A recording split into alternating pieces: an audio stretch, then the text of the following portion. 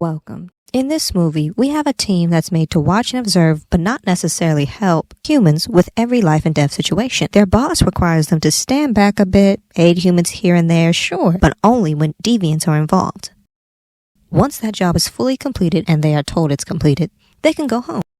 Strangely, one of their own, Thena, played by Angelina Jolie, is incapable of staying coherent and non-combative against her own team, if not family. This team has strong familiar bonds, with Salma Hayek acting as both their leader and motherly figure. This character, Ajax, is there to give wisdom and keep the peace amongst them. I would say this character had strong ethics. Of course, after establishing the Eternals' beginning, how they parted ways, along with what they were doing in present modern times, Ajax dies in a mysterious way by deviants. The deviants are evolving out of the blue, and it's their duty, the team, to investigate, especially after their leader is taken out.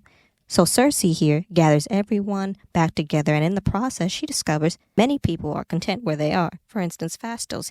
He has a whole spouse and child and kind of living large and seems very happy, while Kingo is a whole Bollywood star, if not icon, given his fabricated family legacy he has sculpted for decades. About that is my great-great-grandfather. That is my great-grandfather. Thena and Gilgamesh are living together in a secluded area, with Gilgamesh acting as a real pal to her. Gilgamesh is played by Don Lee, aka Ma Dong-sok, and their relationship is depicted as very, very beautiful. He seems to be the only one who stayed with her consistently to help her through what she's going through, because no one knew what it was, no one knew why she was acting out.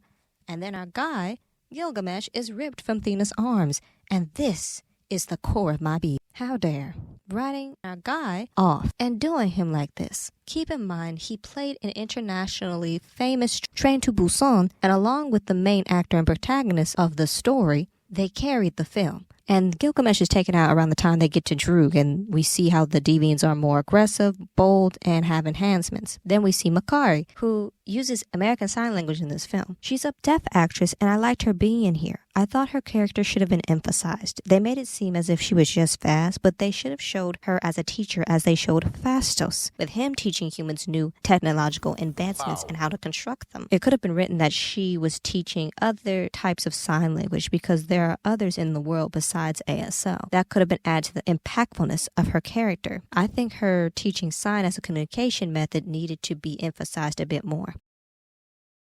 I found it ironic that this guy, Icarus, betrayed everybody. He seemed like a follower, which turns out to be true. He followed their boss's instructions without questioning anything. He was fully believing in the cause, setting up the birth of a Celestial. Never mind that he didn't know the Celestial, if it will be worth billions dying for it to be born, not knowing if it will be a nice Celestial or a cruel one bringing havoc to the galaxy. But I didn't like the relationship between him and Cersei. I preferred the guy that she's with in present modern times. I rather have seen less screen time of their relationship that they had in the past. It did nothing for the story or me. The best thing that they did was write Icarus off, especially after it's revealed he fed their leader to the deviants. He needed to go. If our guy Gilgamesh had to go, he definitely needed to as well. However, I didn't like how they wrote Kingo as cowardice or having a weak resolve. He didn't really want to fight against Icarus, and I would have preferred to see him take Icarus out. On another note, his right-hand man made him seem so much better. He was truly hyping him up in a great way and brought that comedic aspect. This guy Karun was very, very nice to see and made me laugh, and I'm glad they kept him in the movie and had his character here. However, to wrap up my beef, I think the movie didn't need to be almost 3 hours long, in my opinion. We see so many routes this movie didn't need to take, or scenes that it would have done fine without.